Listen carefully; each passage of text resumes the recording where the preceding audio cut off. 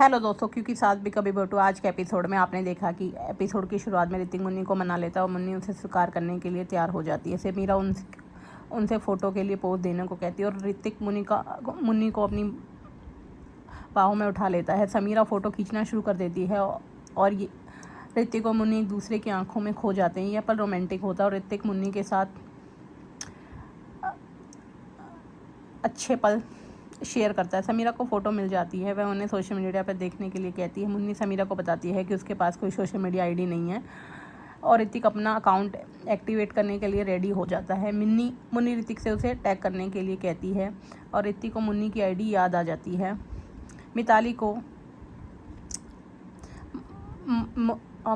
को कॉन्टेस्ट से निकाल दिया जाता है क्योंकि वह मैरिड होती है और मिताली इस बात से पूरी तरह से इनकार करती है।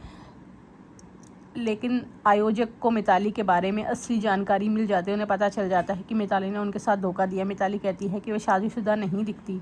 वह उनसे अपनी प्रतिभा देखने को कहती है।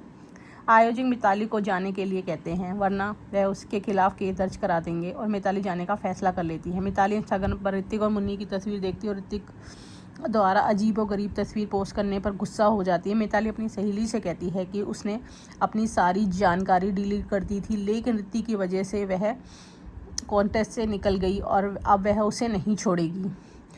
दामिनी गौतम से कहती है कि वह कोशिश करना बंद कर दे और उसने नकुल को फिर से निराश कर दिया। गौतम दामिनी से कहता है कि वह पूरी कोशिश कर रहा है। वह दामिनी गौतम से कहती है कि वह यह उम्मीद ना करे कि मुन्नी उसकी माँ की तरह के जीवन में वापस आ जाएगी। दामिनी गौतम से कहती है कि वह यह उम्मीद ना करे कि वह उसकी माँ की तरह उसके जीवन में फिर वापस आ जाएगी। गौतम दामिनी से कहता है कि वह अपने बेटे से रिश्ता नहीं तोड़ सकता और नकुल गौतम को याद दिलाता है कि उसने अपने माता पिता से रिश्ता तोड़ दिया था।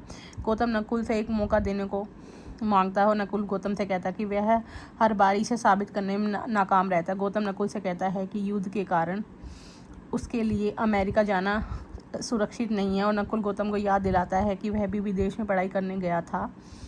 तो नकुल गौतम से कहता है कि उसका उससे कोई वास्ता नहीं है और दामिनी से कहता है कि उसने उससे सब कुछ छीन लिया है। दामिनी नकुल से कहती है कि वह अपने बेटे को अच्छी तरह जानती है और गौतम को याद दिलाती है कि उसने भी अपनी माँ के साथ बहुत बुरा व्यवहार किया था। गौतम को वह पल याद आता है जब उसने अपनी माँ के साथ बदतमीज़ी की थी और कैसे उसकी माँ ने उसका साथ दिया था। गौतम को अपने किए पर बहुत पछतावा होता है।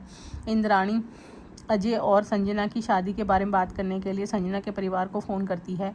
इंद्राणी प्रस्ताव रखती है और संजना को सन्नी को अपने बेटे के रूप में स्वीकार करने में कोई आपत्ति नहीं होती। परी अजय को फ़ोन करती है कि क्लास ख़त्म होगी और उसका ड्राइवर सन्नी को घर छोड़ देगा। अजय फ़ोन काट देता है। संजना अपनी माँ से परी के बारे में पूछती है। संजना अजय से परी के बारे में पूछती है और वह संजना को बताता है कि परी उसकी पहली बीवी है।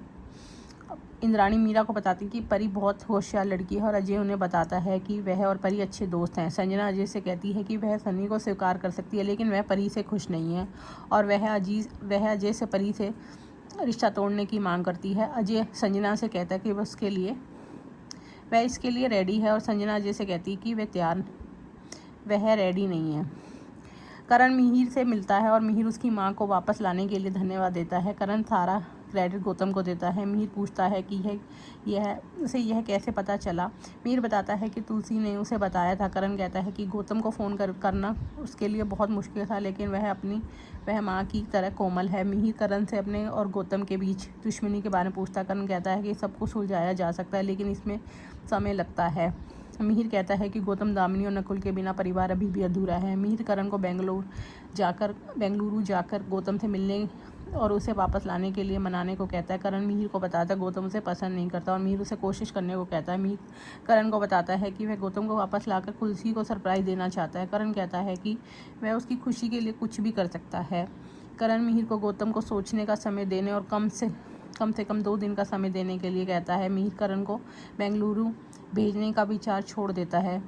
अंगद अकेला बैठा होता है और विंदा उससे मिलने आती है। अंगद विंदा को बताता है कि मीकू दादा ने उस पर पत्थर फेंकने का बोला है। विंदा अंगद से कहती कि वह उसे मारे क्योंकि वह किसी भी तरह का दर्द सहन करने को तैयार है। अंगद विंदा की बात नहीं मानता। विंदा उसे समझाने की कोशिश करते हैं। विंदा अंगद को खाने कंपनी के नुकसान की याद दिलाते हुए कहती कि हार ना माने, हमें हार नहीं माननी चाहिए। वृंदा अक्सर अंगद से कहती है कि पापा के बारे में सोचे और इस घटना के बाद वह कंपनी आ सकता है।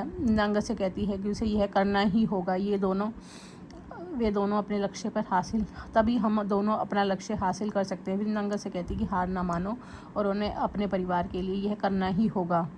मजदूर विरोध प्रदर्शन शुरू करते हैं। वृंदा उनका सामना करने आती है। वृंदा सबको शांत होने के लिए कहती है और मजदूर से घिर जाती है। मीकू आयशा अंगद को इशारा करता है कि उसे पत्थर फेंकने के लिए कहता है। अंगद धीरे धीरे पत्थर फेंकने के लिए आगे बढ़ता है और मजदूरों को नियंत्रण की कोशिश नियंत्रण करने की कोशिश करता है। मैनेजमेंट मजदूरों को कंट्रोल करने की कोशिश करती है। अंगद अपने आप को बहुत ज़्यादा असहाय महसूस करता है। वह वृंदा को पत्थर नहीं मारना चाहता, इसलिए वृंदा उसके पास आ जाती है और अंगद के पास कोई ऑप्शन नहीं बचता और नौकरी पाने के लिए वह वृंदा पर हमला कर देता है। अचानक अंगद वृंदा पर हमला कर देता है। सब लोग उसे देखने आ जाते हैं। मैनेजमेंट वृंदा को अपने साथ ले जाती हैं और मीकू दादा अंगद से खुश हो जाते हैं। मैनेजमेंट अंगद को गिरफ्तार करने के लिए पुलिस को बुलाती है और मीकू दादा अंगद की नौकरी की गारंटी देते हैं, जिस पर नंदू अंगद को थप्पड़ मार देता है। मैनेजर कहता है कि अंगद गिरफ्तार हो जाए, लेकिन वृंदा गिरफ्तारी नहीं चाहती। वृंदा पुलिस से कहती कि वे अपनी कंपनी और कर्मचारियों के बीच इस मामले को बढ़ाना नहीं चाहती। पुलिस इसे गंभीर मामला बताती है और वृंदा शिकायत दर्ज करने से इनकार कर देती है। नंदू दादा को बताता है कि यह खेल विक्रांत ने रचा है और उनकी फैक्ट्री बंद हो सकती है। मंगल नंदू से कहता है कि यह सब उसके लिए कर रहे हैं और मीकू नंदू से सहमत हो जाते हैं। मीकू मंगल से कहता है कि वह विरोध बंद करो, वे काम नहीं रुकेंगे।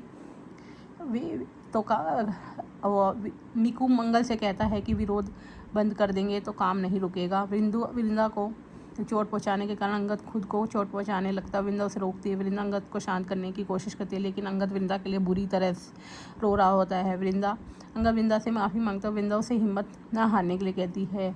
वृंदा अंगद से कहती है कि वे दोनों मिलकर किसी भी समस्या का सामना कर सकते हैं। वृंदा अंगद को बताती है कि सब ठीक है।